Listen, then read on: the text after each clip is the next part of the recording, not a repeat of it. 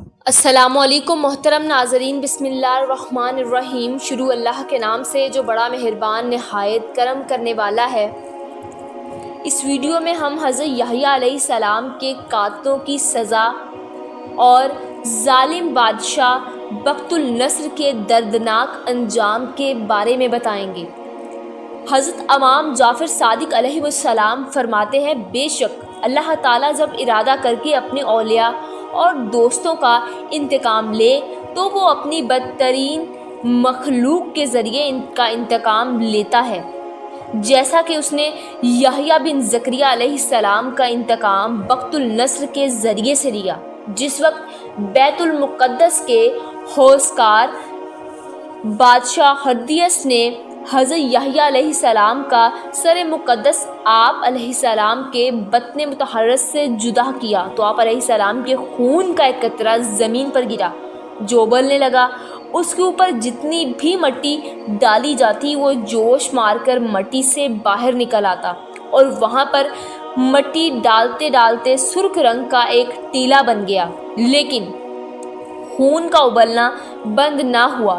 اس واقعے کو زیادہ عرصہ نہ گزرا کہ اس زمانے کا ایک باغی شخص جس کا نام بخت النصر تھا، جو ایندھن بیچنے کا کام کرتا، آوارہ گرد اور آبائش متن کے لوگوں اس کے دوست تھے، اس نے لوگوں کو ساتھ ملا کر سوزش برپا کی۔ وہ جہاں پر جاتے قتل و غارت کرتے، حتیٰ کہ وہ بیت المقدس پہنچے، اس پر قبضہ کر لیا اور وہاں کے ظالم حکمرانوں کو بدترین طریقے سے موت کے گھاٹ اتارا۔ بخت النصر وہاں پر وہ سرخ ٹیلا دیکھا تو پوچھا کہ ٹیلا کیسا ہے؟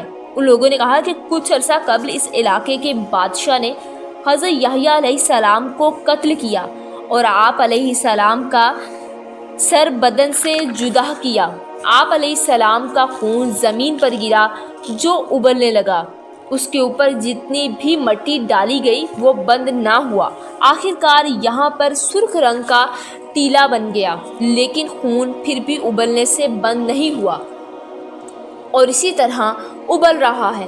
بخت النصر نے کہا، میں اس ٹیلے پر اس قدر لوگوں کو قتل کروں گا کہ یہ خون خود بخود ابلنے سے رک جائے گا۔ اس کا یہ ارادہ بیت المقدس اور اس کے اعتراف کے لوگوں کے لیے مکافات عمل ہے کہ انہوں نے حضرت یحییٰ علیہ السلام کے قتل پر خاموشی اختیار کی اور اس ہوس پرست قاتل بادشاہ ہردیس پر زبان اعتراف نہ کھولی۔ بخت النصر کے حکم سے اس ٹیلے پر 70,000 افراد قتل کیے گئے، لیکن خون کا ابلنا پھر بھی بند نہ ہوا۔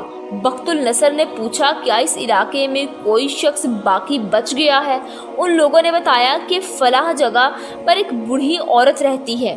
اس نے کہا، اسے یہاں پر لا کر اس ٹیلے کے اوپر قتل کرو۔ سپاہی اس کے حکم پر عمل کیا اور اسے لا کر ٹیلے کے اوپر قتل کر دیا۔ اس کے بعد خون ابلنا بند ہو گیا۔ بخت النصر بیت المقدس، شام اور فلسطین کو فتح کرنے کے بعد بابل پہنچا، وہاں ایک شیر آباد کیا اور کنواں کھدوایا۔ اس کے بعد پیغمبر خدا حضرت دانیال علیہ السلام کو گرفتار کر کے اس کنویں میں ڈالا۔ ایک شیرنی بھی اس کنویں میں ڈالی گئی تاکہ وہ انہیں پھاڑ کھائے۔ وہ شیرنی کنویں کی گیلی مٹی کھاتی رہتی اور حضرت دانیال علیہ السلام کو اپنا دودھ پلاتی رہی۔ ایک مدت کے بعد اللہ تعالیٰ نے ایک پیغمبر پر وحی نازل کی کہ فلاں کنویں پر جائے اور دانیال تک کھانے پینے کا سامان پہنچائے۔ وہ پیغمبر کنویں پر آئے اور آواز دی، اے دانیال علیہ السلام۔ حضرت دانیال علیہ السلام نے کہا، ہاں، میں بہت دور سے آواز سن رہا ہوں۔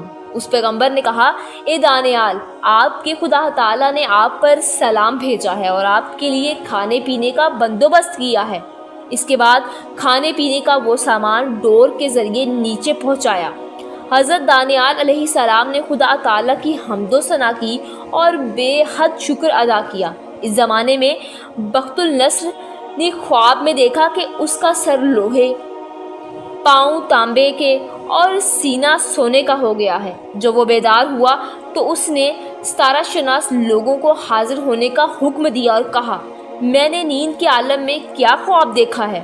ستارہ شناس لوگوں نے کہا، جو کچھ تم نے خواب میں دیکھا ہے وہ بیان کرو تاکہ ہم اس کی تعبیر بیان کریں۔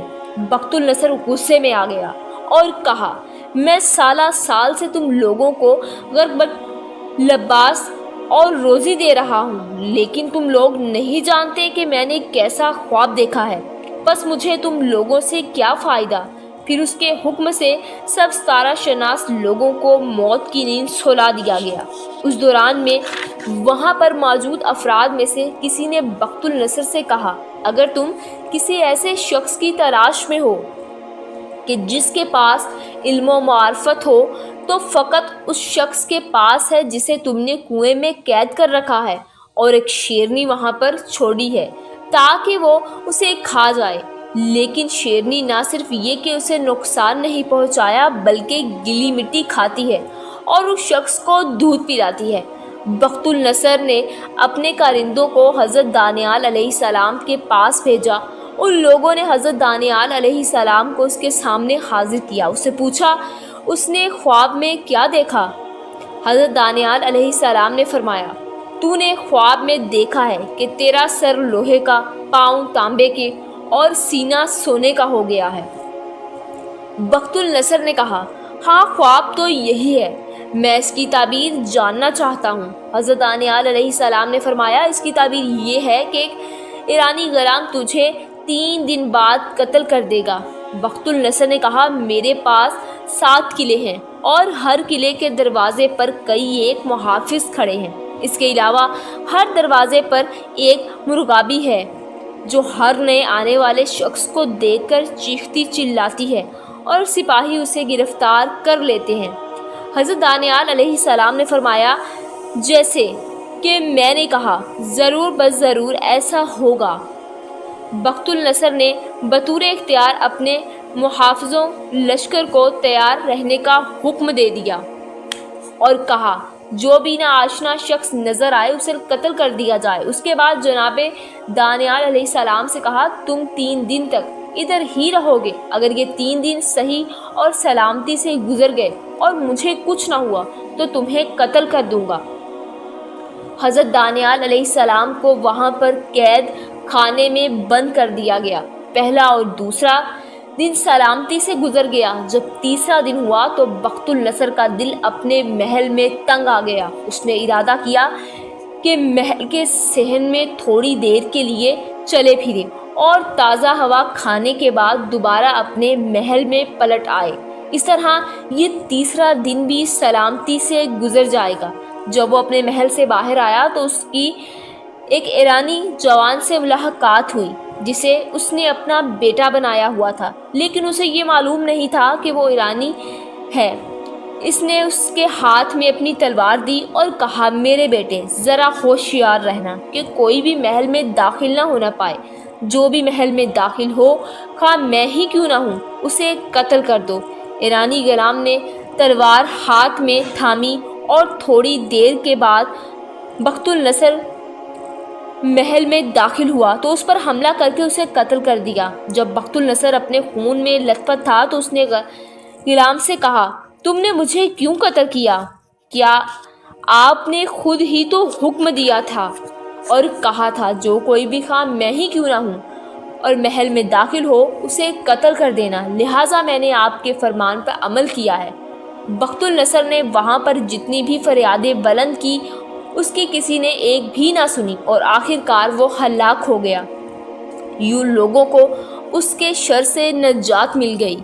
امید کرتے ہیں آپ کو ہماری آج کی ویڈیو اچھی لگی ہوگی۔ اگر آپ کو ہماری ویڈیو پسند آئی ہے تو ہمارے چینل کو سبسکرائب کریں، ویڈیو کو لائک کریں، شیئر کریں۔ ملتے ہیں نیکسٹ ویڈیو میں۔ اللہ حافظ۔